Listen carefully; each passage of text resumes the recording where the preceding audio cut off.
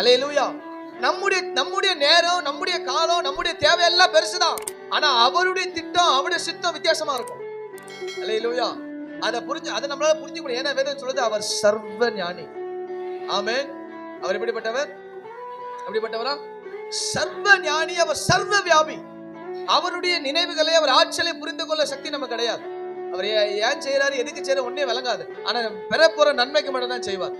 அவரை நேசித்த, அவர் சொந்த தெய்வமா கொண்டு ஜனங்களுடைய வாழ்க்கையில கத்த நன்மை மட்டும் தான் செய்வாரே தவிர ஒரு நாளும் தீமை செய்ய மாட்டார்.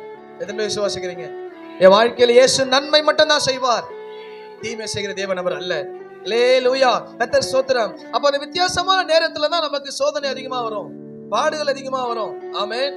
ஆனா அதன் மத்தியிலும் தேவ பிள்ளைகளாக நாம் அவருடைய திட்டத்துக்கும், அவருடைய சித்தத்துக்கும், அவர் நேரத்துக்கும் காத்திருக்கோம். ஆமென்.